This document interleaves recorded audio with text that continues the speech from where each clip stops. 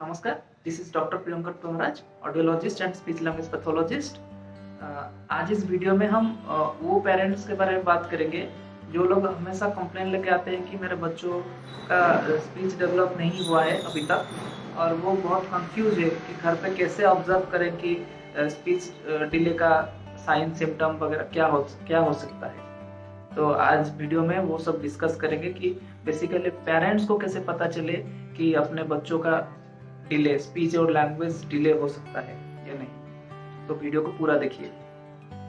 तो पहला पॉइंट है कि सबसे जनरल पॉइंट क्या है कि बच्चे जब भी बर्थ होते हैं उसके बाद वो उनका एक एज वाइज माइलस्टोन डेवलप होता है, तो उसी हिसाब से उनको ऑब्जर्व करना पड़ता है। तो घर पे अगर देखा जाए तो पेरेंट्स को, तो पहला चीज है कि अटेंशन। अगर बच्चा कहीं पे किसी काम में अटेंशन नहीं दे रहा है, ध्यान नहीं दे रहा है, तो वो स्पीच लैंग्वेज डिले का कारण हो सकता है। कैसे? जैसे कि मान लीजिए इस वीडियो में मैं आपसे बात कर रहा हूँ या फिर कोई मुझे बात कर रहा है, मेरा नाम पूछ रहा है और मैं उसके तरफ अटेंशन, ध्यान ही नहीं दे रहा हूँ कि वो क्या बोल रहा है क्या नहीं, तो मैं स्पीच नहीं बोल पाऊंगा, उसको बात नहीं कर पाऊंगा, कम्युनिकेट नहीं हो पाएगा हम दोनों के बीच में, तो स्पीच लैंग्वेज डिले होगा। तो सेकंड पॉइंट है कि आई कांटेक्ट अगर नहीं रहेगा, अगर कोई एक दूसरे से बात कर रहे हैं तो अगर दोनों में आई कांटेक्ट, अपने आंख का कांटेक्ट अगर नहीं रहता है, तो वो एक स्पीच लैंग्वेज डिले भी हो सकता है, वो एक सिम्टम हो सकता है स्पीच लैंग्वेज डिले का। और थर्ड पॉइंट ये है कि बहुत सारे पेरेंट्स देखे होंगे कि अपने बच्चों का वो अकेले खेलते हैं, अपने लाइफ में अपने ही दुनिया में रहते हैं, दूसरों के पास नहीं जाते हैं, अपने फैमिली मेम्बर, रिलेटिव्स, जो भी स्ट्रेंजर, फ्रेंड्स, किसी के पास भी नहीं जाते हैं। तो अक्सर ऐसे पेरेंट्स बोलते हैं कि नहीं, मेरा बच्चा थोड़ा साइनेस के नेचर से है, इसीलिए साय करता है सबको। पर साइनेस और मिक्सिंग वो डिफरेंट दोनों होता है। जैसे कि अगर कोई बच्चा साय है तो वो क्या करता है ना, कुछ समय के बाद अब जब फैमिलियर हो जाता है तो उनके पास चला जाता है। पर स्पीच लैंग्वेज जो भी डिले होता है जिस बच्चों में, वो मैक्सिमम टाइम नहीं जाते हैं, कभी भी नहीं जाते हैं, अपने अकेले वो खुद से खेलेंगे, उसमें रहेंगे।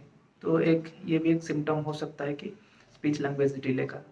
फिर फोर्थ पॉइंट आया कि अगर बच्चों में सिटिंग आ गया है, बच्चों में सिटिंग, वो बैठ जाते हैं, तो सिटिंग टॉलरेंस अगर नहीं है तो वो एक सबसे इम्पोर्टेंट है। सिटिंग नहीं है, अगर एक जगह बच्चा बैठेगा नहीं तो ऑब्वियसली उसका ध्यान भी नहीं रहेगा, उसका कॉन्सेंट्रेट, उसका अटेंशन भी नहीं रहेगा। अगर अटेंशन नहीं रहेगा तो आई कांटेक्ट भी नहीं रहेगा। तो ये सबसे अपने तीनों चार जो भी पॉइंट्स में बोला वो एक दूसरे में जुड़े हुआ है, ठीक है, सब कनेक्ट है अपने बीच। तो सिटिंग टॉलरेंस, अगर बच्चा एक जगह बैठता नहीं है, इधर उधर भागता है, तो वो भी स्पीच लैंग्वेज डिले का कारण हो सकता है। और फिर नेक्स्ट आया हमारा, अगर बच्चा आपका 1 साल तक हो गया है और कुछ भी अपने मुंह से एक भी वर्ड, जैसे कि बाबलिंग हम लोग बोलते हैं, जैसे कि बाबा, ला मामा, ऐसे कुछ भी नॉन मीनिंगफुल कुछ भी नहीं अभी तक आया है, तो वो भी एक स्पीच लैंग्वेज डिले हो सकता है।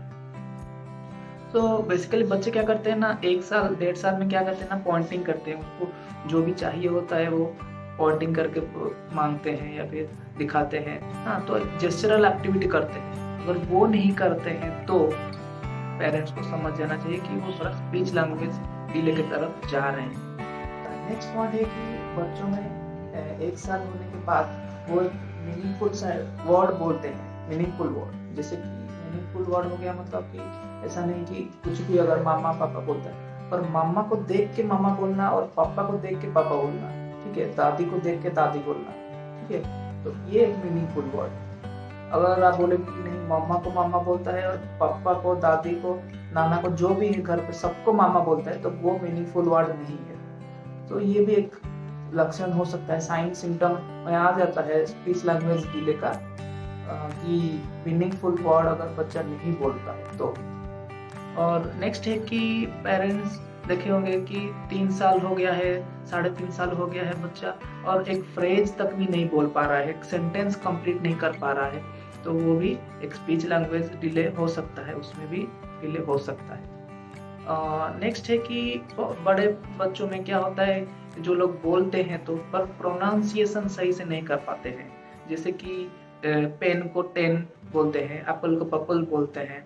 तो कुछ कुछ वर्ड क्या करते हैं ना, सब्स्टिट्यूट कर देते हैं या फिर ओमिट कर देते हैं, उसको मतलब बोलते ही नहीं है। ठीक है, तो ये भी प्रॉब्लम हो सकता है, एक स्पीच प्रॉब्लम हो सकता है इसमें। तो ये सब कुछ general problem, general sign symptom है वो प्रॉब्लम का, जो हर पेरेंट्स को जानना चाहिए। और ये सब देख के वो अपने नियरेस्ट स्पीच लैंग्वेज पैथोलॉजिस्ट जो भी होंगे उनसे जाके संपर्क करें, उनको कंसल्ट करें, ताकि उनके बच्चों का करियर और फ्यूचर में भी उसको प्रॉब्लम ना हो। तो ये सब क्या है ना, एक नेचुरल प्रोसेस में जब बच्चा जाता है तो इसमें क्या होता है ना, एक स्टॉप हो जाता है। तो स्पीच लैंग्वेज पैथोलॉजिस्ट के पास जाएंगे, उनसे कुछ सलाह लेंगे, उनसे कुछ आइडिया लेंगे, उनसे कुछ क्या क्या करवाएंगे, क्या नहीं, होम थेरेपी क्या हो सकता है, या फिर क्या भी गोल सेट करेंगे। वो सब बात करने के बाद एक अच्छे से सब सेटिंग हो जाता है। तो जैसे जितना जल्दी हो सके एक नियरेस्ट स्पीच लैंग्वेज पैथोलॉजिस्ट के पास जाके बात करिए, कंसल्ट करिए। सो आप लोगों को अगर मेरे साथ कुछ बात करना है, कुछ क्वेश्चन पूछना है, तो आप मेरे को संपर्क कर सकते हैं। मैं नीचे अपना ईमेल आईडी दे दिया हूँ, उसमें कुछ अगर आपका क्वेरीज होगा, कुछ क्वेश्चन होगा, आप उसमें पूछ सकते हैं। या फिर मैं अपना फेसबुक आईडी और इंस्टाग्राम और व्हाट्सएप नंबर भी मैं नीचे डिस्क्रिप्शन में दे दिया हूँ, तो आप जाके उधर मुझे पूछ सकते हैं। Thank you.